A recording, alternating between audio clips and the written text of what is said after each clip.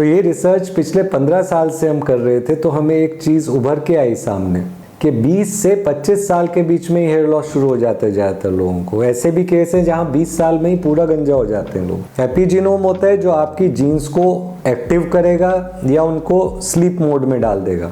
ये सारी चीज़ें हमारी बॉडी को इफ़ेक्ट करती हैं और इन्हीं में से एक चीज़ है जो कि हमारे जीन को, हेयर लॉस की जीन को समय से पहले एक्टिव कर देती है।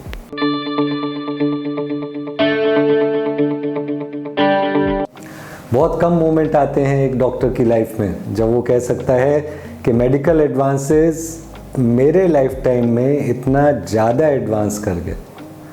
उनमें से हेयर की फील्ड में मैं ये कह सकता हूँ, आप लोगों ने देखा किस तरह से पिछले 20-25 साल में कहाँ गुच्छे गुच्छे लगाने से बॉडी हेयर तक भी पहुँच गए, कहाँ 3000 ग्राफ्ट के पूरे हेयर ट्रांसप्लांट होते थे, अब 15-15 हज़ार ग्राफ्ट भी हम लगा पाते हैं। उसी के सिलसिले में एक नया एडवांस है और उसको कहते हैं एंटी एजिंग मेडिसिन। मैं doctor Arvind Poswal, doctor age clinic, Delhi, India से, और आज मैं बताऊंगा कि जो जेनेटिक मेडिसिन या एंटी एजिंग मेडिसिन है इसका बालों में क्या रोल है। अब देखिए, हम लोग काफ़ी रिसर्च करते रहते हैं बालों में, चाहे बालों का स्टेम सेल हो, चाहे पर्सन टू पर्सन ट्रांसप्लांट हो। उसी के सिलसिले में एक रिसर्च जो मैंने काफ़ी समय से कर रहा था वो था कि हमारा जो हेयर लॉस होता है क्या हमारे प्रीवियस जनरेशन का भी उसी एज में होता है। क्योंकि देखिए, अगर जेनेटिक है कोई चीज़, मेरी आंखों का कलर अगर ब्लू होगा तो नेचुरली माँ बाप से आएगा। उसी तरह अगर मेरे बाल गिरने हैं तो नॉर्मली हम क्या चेक करते हैं कि पापा के बाल किस उम्र में गए, मामा जी के, नाना जी के और दादाजी के। तो ये रिसर्च पिछले 15 साल से हम कर रहे थे, तो हमें एक चीज़ उभर के आई सामने कि अभी से 1-2 जनरेशन पहले जो बाल गिरते थे वो 30-35 साल में गिरना शुरू होते थे। यानी अगर कोई गंजा होता था तो साफ सी बात है 30 साल से पहले नहीं होता था। अब लेकिन सिचुएशन बहुत चेंज हो गया। अब आता है कि 20 से 25 साल के बीच में ही हेयर लॉस शुरू हो जाता है ज़्यादातर लोगों को। ऐसे भी केस हैं जहाँ 20 साल में ही पूरा गंजा हो जाते हैं लोग। तो ये कहाँ पे फ़र्क आ रहा है? ये फ़र्क आ रहा है जो हमारा एनवायरनमेंट में चेंज हो रहा है, जो हम खाने में चेंज करते हैं, टेंशन लेते हैं, ये सारी चीज़ें। तो अपना लाइफ एनालाइज कीजिए, देखो कि आपके फादर या ग्रैंडफादर को ऐसा क्या खास चीज़ मिल रहा था या आप ऐसी क्या गलत चीज़ कर रहे हैं, तब आपको इस चीज़ का समझ आएगा। तो लेकिन वो सेपरेट है। मैं जो चीज़ समझाना चाहता हूँ वो है कि जैसे हमारा हेयर लॉस जल्दी 10 साल जल्दी शुरू हो रहा है जेनेटिकली प्रेडिक्टेड टाइमलाइन से, तो वो सजेस्ट करता है कि हमारी जीन्स के साथ कुछ गलत हो रहा है। और वही रिसेंट टाइम्स में कई मेडिकल कॉलेजेस, कई यूनिवर्सिटीज़ में, हार्वर्ड में ये सामने आया है कि एक चीज़ होती है जिसे कहते हैं एपिजीनोम। एपिजीनोम होता है जो आपकी जीन्स को एक्टिव करेगा या उनको स्लीप मोड में डाल देगा। जैसे आपके हेयर लॉस का जीन है, जब तक तो वो स्लीप मोड में है। अब इस चीज़ को ध्यान से सुनिए, हम पैदा होते हैं उस समय हमारे हेयर लॉस का जीन नहीं एक्टिव होता। हम 15 साल के हो जाते हैं, हमारा टेस्टोस्टेरोन बहुत ज़्यादा हो जाता है। 16 साल में भी बॉडी का मैक्सिमम टेस्टोस्टेरोन लेवल होता है 15 साल से 18 साल के बीच में। लेकिन हम गंजे नहीं होते, हम गंजे होते हैं कई साल बाद। तो अगर हम कहें कि टेस्टोस्टेरोन या मेल हार्मोन DHT बना, DHT से बाल गिरे, इसको हम मेल पैटर्न बॉल्डनेस कहते हैं, और ये हम कहते हैं कि जेनेटिक है। तो मेरा जो सुझाव है वो थोड़ा डिफरेंट है।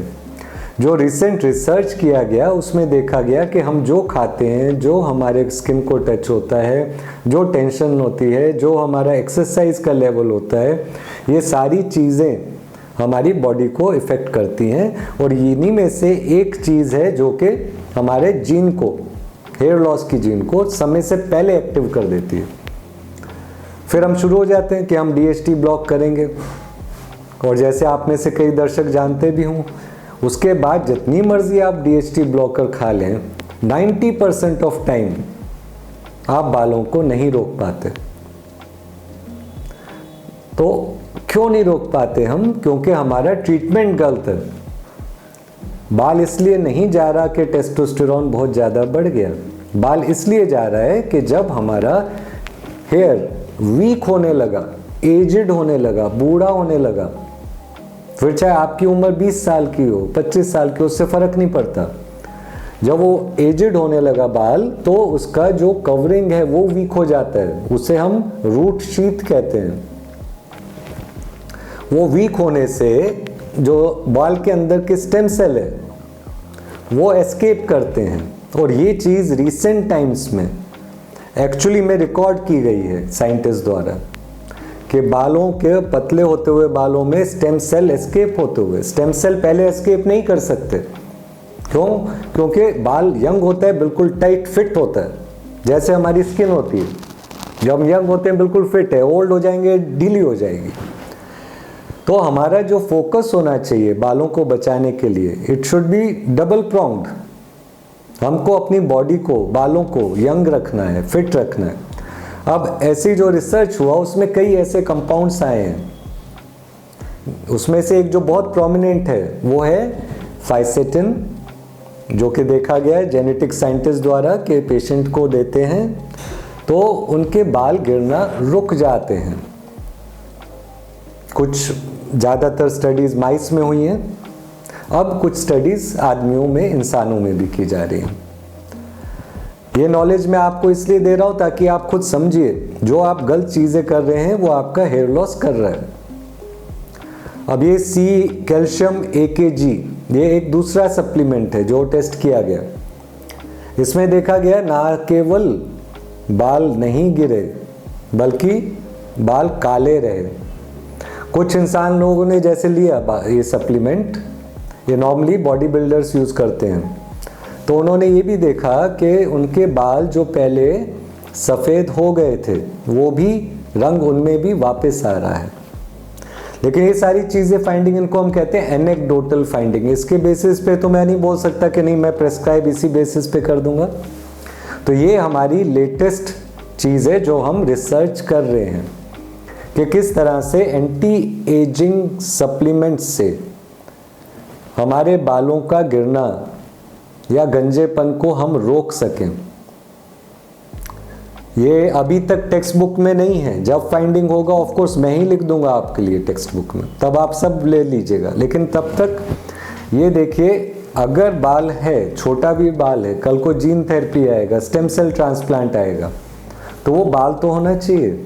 उस बाल को बचा के रखोगे, अच्छी हैबिट्स रखोगे तो आपको प्रॉब्लम नहीं होगा।